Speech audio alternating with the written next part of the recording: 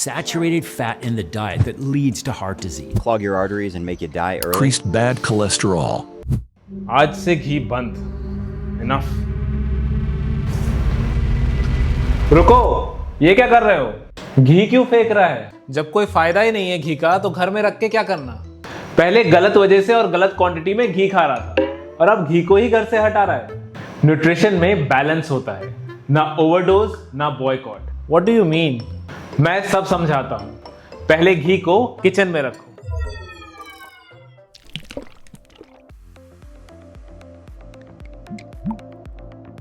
मेरे सामने एक बीकर में है 100 ml सनफ्लावर ऑयल और एक में है 100 ml घी. क्या आप जानते हो कौन सा हेल्दी है? सोच रहे हो घी तो जमता है, सैचुरेटेड फैट है, तो हार्ट डिजीज का रिस्क है. इसका मतलब घी तो अनहेल्दी हुआ. अच्छा ये बताओ, कुकिंग के लिए कौन सा बेटर है और कैलोरीज किस में ज्यादा है? Still in doubt? आज आपके सारे डाउट्स क्लियर हो गए. इस वीडियो को ध्यान से देखते रहिए. घी किसी के लिए सुपर फूड, किसी के लिए हेल्थ रिस्क.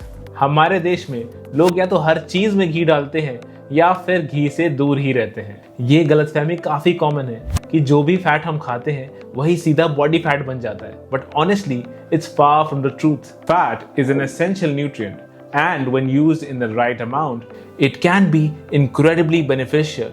आज मैं आपको घी के 6 ऐसे फायदे बताने वाला हूं जो उसे न्यूट्रिएंट पावर हाउस बनाते हैं और वीडियो के अंत तक आप खुद डिसाइड कर पाएंगे कि घर में घी रखना है या नहीं. मगर सबसे पहले एक दिल की बात करनी है, इमोशनल वाला नहीं, मेरा मतलब लिटरली हार्ट की हेल्थ. क्योंकि घी एक सैचुरेटेड फैट है, इसीलिए घी को लेकर लोगों के बीच में एक डर है कि ये हार्ट प्रॉब्लम्स का रीजन बन सकता है. एक तरफ डॉक्टर्स का डर और दूसरी तरफ दादी माँ का विश्वास. घी हमेशा 2 एक्सट्रीम्स के बीच में झूलता रहता है. पर सच क्या है? Saturated fat and its connection to heart disease isn't as simple as it used to be.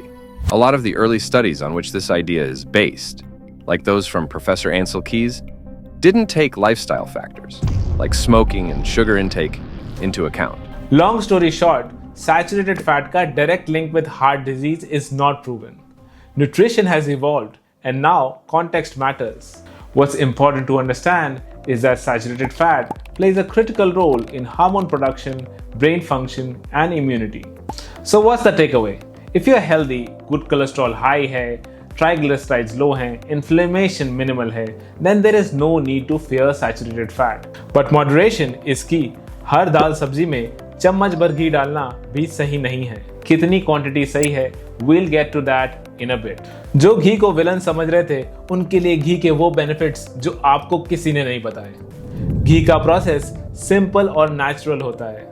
Curd से मक्खन बनाते हैं by churning and then it's gently heated and filtered. No industrial shortcuts, no chemicals, no solvents. Result is a heat stable, nutrient-dense fat that your body can easily digest. On the other side, vegetable oils are extracted from seeds using high heat and hexane, which is literally a chemical solvent from petrol industry. Oil is then bleached and deodorized. Basically, these oils are highly processed.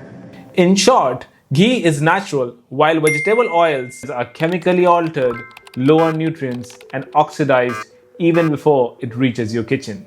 Another benefit of ghee is that it has a major advantage over butter. It doesn't need refrigeration. Traditionally, this made it a preferred choice because it lasts longer at room temperature. It's also almost lactose free, so better for digestion. Or butter ka issue, it burns quickly when heated. But ghee, not at all. Which brings me to the next benefit, that it has a much higher smoke point. घी के smoke point के साथ साथ मैं आपको refined oils की ऐसी reality दिखाने वाला हूं जो किसी हॉरर स्टोरी से कम नहीं है. स्मोक पॉइंट समझने के लिए 3 मेन टाइप्स ऑफ फैट समझना जरूरी है. वैसे तो मैं आपको एक सिंपल लिस्ट दे सकता हूं कि कौन सा ऑयल सही है और कौन सा नहीं, लेकिन दोस्तों अगर आप खुद समझ जाएंगे कि तेल का असल स्वभाव क्या है, उसका स्ट्रक्चर क्या कहता है, तो फैसला लेना आसान हो जाता है. न्यूट्रिशन की समझ से बड़ी कोई डाइट नहीं होती. We need to know 3 types of fats. 1. Saturated fats like ghee, which are stable at high heat. 2. Monounsaturated fats, MUFA, like olive oil, which are good for moderate heat. 3. Polyunsaturated fats, PUFA, like sunflower and soybean oil, which oxidize quickly at high heat and are harmful. हम सब ने कई बार सुना है कि oil heat से oxidise हो जाते हैं, मगर किसी ने ये नहीं बताया कि इसमें इतनी बड़ी प्रॉब्लम क्या है। अब रिफाइंड ऑयल्स की रियलिटी सुनो, जिसपे हार्ट हेल्दी लिखा होता है। जब आप हाई प्यूफा ऑयल जैसे सनफ्लावर ऑयल या सोयाबीन ऑयल को हाई हीट पर कुक करते हैं तो एक डेंजरस चेन रिएक्शन शुरू हो जाता है। First, free radicals form, unstable molecules जो आपकी सेल्स, प्रोटीन और इवन डीएनए को डैमेज करते हैं। फिर ये फ्री रेडिकल्स हमारे बॉडी के फैट्स, स्पेशली सेल मेम्ब्रेन्स पर अटैक करते हैं, damaging mitochondria and even DNA. साथ ही बनते हैं कुछ टॉक्सिक बाई प्रोडक्ट्स जैसे aldehydes and even trans fats. अब सुनो long term consequences. DNA damage जो कैंसर का रिस्क बढ़ाता है, क्रॉनिक इन्फ्लेमेशन जो हार्ट डिजीज, डायबिटीज और ऑटो इम्यून डिजीज का रूट कॉज है। ब्रेन को भी नुकसान पहुंचता है क्योंकि brain is mostly fat. Oxidative stress negatively affects your brain और साथ में वीकन इम्यूनिटी और poor gut health. In short, oxidized oils, crispy outside, chaos inside. और लोग कहते हैं घी से फैट बढ़ता है। भाई ये तेल तो डीएनए बदल रहा है। तो फिर जब भी ऑयल चूज करो, स्ट्रक्चर समझो, सिर्फ लेबल में चेक करो प्यूफा कितना है। If you want to cook then lesser is better. वैसे ट्रांस फैट्स तो घी में भी होते हैं, लेकिन वो नुकसान नहीं करते because ghee has no industrial trans fats. अभी ट्रांस फैट कौन सी भला है? ये है सबसे कंफ्यूजिंग और सबसे dangerous fats.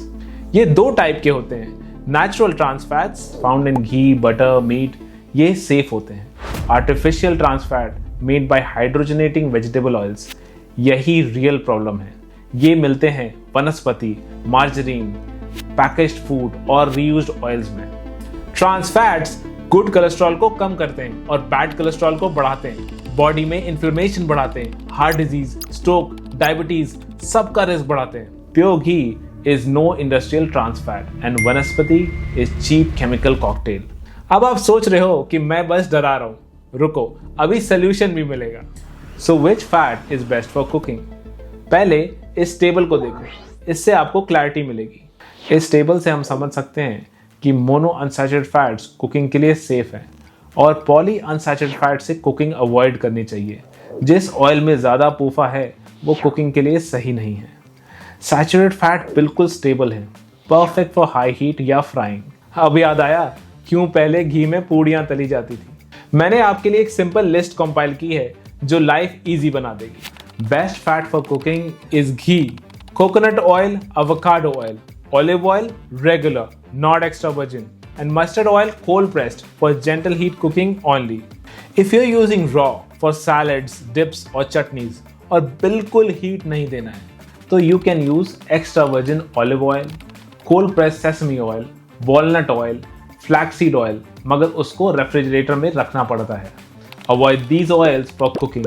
Sunflower, soybean, grapeseed, इन सब में प्यूफा बहुत हाई होता है। हीट में ऑक्सीडाइज होके टॉक्सिक कंपाउंड्स बनाते हैं और आगे की कहानी आपको पता है। तो घी सिर्फ कुकिंग के लिए अच्छा नहीं है, इससे वेट लॉस में भी मदद मिल सकती है। आप पूछोगे कैसे? घी में होता है CLA यानी कॉन्जुगेटेड लेनोलिक एसिड। ये एक स्पेशल टाइप का फैट है जो नेचुरली सिर्फ ग्रास फेड एनिमल्स के फैट में मिलता है। रिसर्च के according CLA may support fat burning, reduce chronic inflammation. It also preserves your muscle mass, especially when you are in a calorie deficit. लेकिन ध्यान रहे, ग्रास फेड घी काफी महंगा होता है और रेगुलर चीपर घी में CLA कम होता है। तो अगर आपको उसका पूरा बेनिफिट चाहिए तो make sure you are choosing the real stuff. मगर घी कोई मैजिक फैट बर्नर नहीं है। अगर आप सोचो कि सिर्फ घी खाने से फैट पिघल जाएगा तो वो एक मीठा झूठ है। CLA का बेनिफिट तभी मिलेगा जब बाकी लाइफस्टाइल भी सही हो। और आखिरी सच ये है मेरे दोस्त कि चाहे घी हो या तेल, कैलोरी होती है दोनों में सेम। लोगों को लगता है कि घी हैवी होता है और ऑयल्स जैसे ऑलिव ऑयल लाइट होते हैं। In reality fat is fat. Video के शुरू में मैंने आपको दिखाया था 100 ml घी और 100 ml ऑयल। अब मैं आपको बताता हूं कि दोनों में सेम कैलोरीज होते हैं, that is 900 calories, because 1 gram of fat is 9 calories. But ghee feels richer. Ghee taste so damn good कि हमें लगता है कि ये ज्यादा कैलोरिक होगा। सिर्फ टेस्ट नहीं, एक एहसास है। उसका वो रिच नटी फ्लेवर जैसे कोई पुरानी याद हो। वो माँ के हाथों का स्वाद, वो बचपन की यादें, सब एक चम्मच घी में वापस आ जाता है। लेकिन नॉलेज भी तभी काम की है जब उसका यूज करना है। So the real question is how much saturated fat is okay. Context is की। अगर आप एक्टिव हो, वॉक करते हो, वर्कआउट करते हो, then your ability to use fat is much higher. 20 to 30 grams of saturated fat daily from good sources like ghee easily fit हो सकता है। अगर आप सेडेंटरी हो तो प्लीज थोड़ा एक्टिव होने की कोशिश जरूर कीजिए। वॉक, योगा, बेड एक्सरसाइजेस जो पॉसिबल हो।